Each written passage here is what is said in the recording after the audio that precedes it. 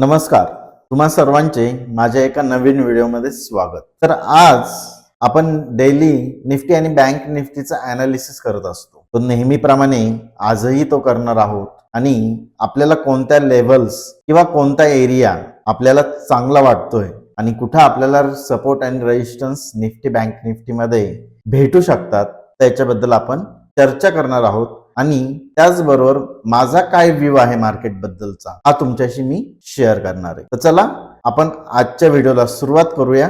मी रोहित हरके तुमचं सर्वांचं परत एकदा स्वागत करतो। तर चला आपण सुरू करूया आजचा व्हिडिओ। तर निफ्टीमध्ये विचार जर केला तर आपण एक कन्सिडरेशन केलं होतं की आपल्याला बजेटच्या दिवशी एक व्होलाटाईल मार्केट पाहायला भेटू शकतं। तर त्याप्रमाणे आपल्याला बजेटच्या दिवशी एक व्होलाटाईल मार्केट पाहायला भेटलं आणि त्याच्यानंतर आज मार्केटनी गॅप डाऊन ओपनिंग दिली। हे जे काही पॉझिटिव्ह मध्ये आलतं आपण एक कन्सिडरेशन केलं होतं याच्यावरती जर मार्केट टिकलं तर मार्केट एक पॉझिटिव्ह ट्रेंड मध्ये शिफ्ट होऊ शकतं आणि मार्केटनी एक क्लोजिंग चांगली दिली होती बजेटच्या आदल्या दिवशी फ्रायडेच्या दिवशी आणि सॅटर्डेच्या दिवशी बजेट असल्यामुळं मार्केट हे ओपन होतं। तर तुम्हाला इथं मार्केटमध्ये त्यानंतर एक व्होलॅटिलिटी पाहायला भेटली आणि त्याच्यानंतरही मार्केटनी आपल्या ह्या हायच्या वरती क्लोजिंग दिल्यामुळं आपला व्ह्यू हा पॉझिटिव्ह होता आणि आपलं जे काही टार्गेट होतं प्रिव्हियस ठरवलेलं 23,650च्या आसपास आपण कन्सिडरेशन केलं होतं की आपल्याला एक टार्गेट भेटू शकतं आणि ते टार्गेट आपल्याला जवळपास अचीव्ह झालं। तर त्याच्यामुळं त्यानंतर आपली कोणतीही ट्रेड मार्केटमध्ये नव्हती। व्होलॅटिलिटीमुळं मार्केट कम्प्लिटली खाली आणि वर झालं आणि market at the end doji candle मध्ये क्लोज झालं। त्यानंतर आजची ओपनिंग ही मार्केटनी खाली दिली। आता मार्केटनी जर तुम्ही पाहिलं तर हा आपला जो काही व्होलॅटिलिटी एरिया होता ह्या हाय पासून ह्या लो पर्यंत त्या व्होलॅटिलिटी एरियामध्ये मार्केटनी परत एकदा एंट्री केलेली। म्हणजे हा जो काही व्होलॅटिलिटी एरिया आहे इथं जर आपल्याला पॉझिटिव्ह ट्रेंड जर शोधायचे असेल तर आपण कुठं शोधू शकतो आणि हा एरिया कम्प्लिटली आपल्यासाठी साइडवेज एरिया आहे। त्याच्यामुळं आपण इथं शक्यतो ट्रेड प्लॅन करणार नाहीये। जोपर्यंत मार्केट कोणत्या डायरेक्शनला जात नाही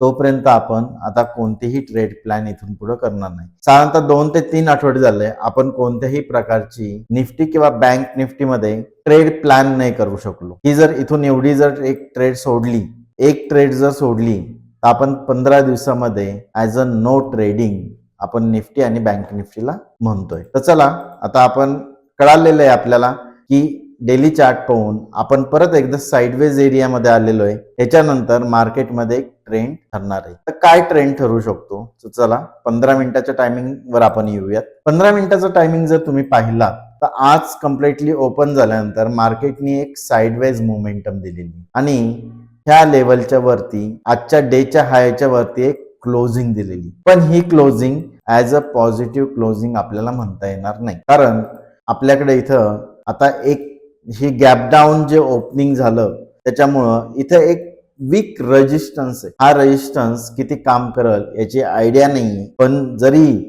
आपण उद्यासाठी ट्रेड प्लॅन करायचे असेल तर ह्या एरिया नंतर आपल्याला जर काही पॉझिटिव्ह ट्रेंड दिसला मार्केटमध्ये तर आपण ऍटलिस्ट 23,500च्या लेवलसाठी मार्केटमध्ये काम करू शकतो आणि त्याच्यानंतर ही जर लेवल ब्रीच झाली तर परत एकदा आपला जो रेजिस्टन्स आहे तो टेस्ट नाही झालेला, जवळ येऊन मार्केटनी रिटर्न दिलेला आहे। तर त्याच्यामुळं हा एरिया आपला स्ट्रॉंग रेजिस्टन्स एरिया पेंडिंग आपल्याला इथं म्हणता येईल। तर त्याच्यामुळं हा एरिया आपला टेस्ट व्हायचा अजून पेंडिंग आहे।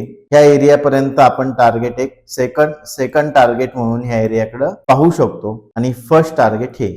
आणि जर उद्या मार्केट ह्या लेवलच्या जर खाली यायला लागलं ह्या प्रिव्हियस लो पासून जर मार्केट खाली आलं आणि ह्या एरियात जर आपल्याला काही सपोर्ट मार्केट जर घेताना दिसलं किंवा पॉझिटिव्ह प्राइस ऍक्शन जर बनताना दिसली हे एरियामध्ये तर आपल्याला डायरेक्टली कदाचित 650 पर्यंत मार्केट 23,650 पर्यंत मार्केट इथून जाताना परत एकदा दिसू शकतं। तर त्याच्यासाठी उद्या हा जो एरिया आहे 23,200च्या आसपासचा हा निफ्टीसाठी डू ऑर डाय एरिया म्हणता येईल। त्याच्यामुळं 23,200ची लेवल तुम्ही ऑब्झर्व करा. इथं जर काही पॉझिटिव्ह प्राइस ऍक्शन जर भेटली तर कदाचित आपल्याला मार्केटमध्ये कालांतराने एक ट्रेंड चेंज होताना दिसू शकतो. पण ही थोडीशी रिस्की ट्रेड होऊ शकते. त्याच्यामुळं तुम्ही इथं कमी क्वांटिटीमध्ये काम केलं तर चालू शकतं आणि ओव्हरऑल मार्केटचा ट्रेंड हा साईडवेज आहे. त्याच्यामुळं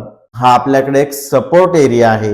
ह्या सपोर्ट एरियावर जर पॉझिटिव्ह जर दिसलं तर कमी क्वांटिटीमध्ये आपलं हे जे काही आहे आपल्याला जे काही ग्रोथ भेटणार आहे ती मिस होऊ नये म्हणून आपण कमी क्वांटिटीमध्ये जर काम केलं तर आपल्याला चालू शकतं. तर चला आता बँक निफ्टी पाहूयात.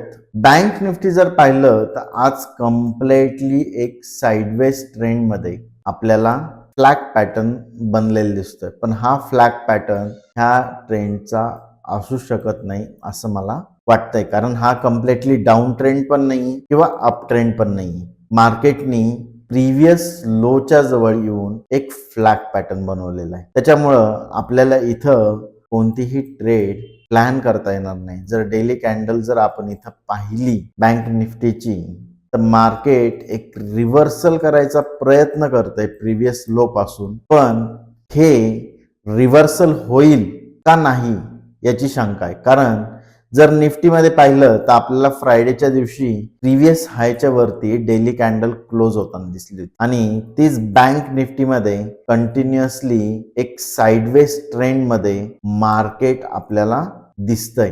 ब्रेकआउट तर दिलता पण ब्रेकआउट सस्टेन झाला नाही. कंटिन्युअसली मार्केट वरती आलं तर ह्या मार्केटमध्ये आपल्याला व्होलॅटिलिटी दिसती आणि जवळच एक मला इथं रेजिस्टन्स एरिया पण दिसतोय. तर त्या रेजिस्टन्स एरियापासून काल मार्केट रिटर्नही आलेलं आहे. त्यामुळं आपल्याला कदाचित उद्याच्या दिवशीही बँक निफ्टीमध्ये सुद्धा एक व्होलॅटाईल सेशन पाहायला भेटू शकतं. जर इथं खालची लेवल जर पाहिली तर मार्केट एक सेंटर लेवलला आहे जवळपास. हा हाय आणि हा जर लो कन्सिडर केला तर मार्केट हे सेंटर लेवलला आहे. तर मार्केटला वरती जायला सुद्धा तेवढंच ट्रॅव्हल करावं लागेल आणि खाली येण्यासाठीही तेवढंच ट्रॅव्हल करून त्याच्यानंतर जर आपल्याला काही ट्रेड भेटली तर नेक्स्ट सपोर्ट जो आहे बँक निफ्टीसाठी 48,600च्या आसपास मला ह्या एरियामध्ये सपोर्ट दिसतोय आणि ह्या एरियामध्ये एक रेजिस्टन्स दिसतोय. म्हणजे ह्या रेंजच्या बाहेर गेलं की दोन्ही ठिकाणी सपोर्ट अँड रेजिस्टन्स आपले पेंडिंग आहेत. त्याच्यामुळं मला मार्केटमध्ये ॲज अ सच मूव्ह कोणतीही दिसत नाही किंवा होईल याची अपेक्षा वाटत नाही. आपण उद्याच्या दिवशी मार्केट पासून लांब राहणार आहोत आणि जरी काही प्राइस ऍक्शन आपल्याला प्रॉपर जर दिसली तर त्या प्रॉपर प्राइस ऍक्शनवर तुम्ही काम करू शकता. तुम्हाला हा व्हिडिओ कसा वाटला, आवडला असेल तर लाईक करा आणि चॅनलला सबस्क्राईब करा. धन्यवाद.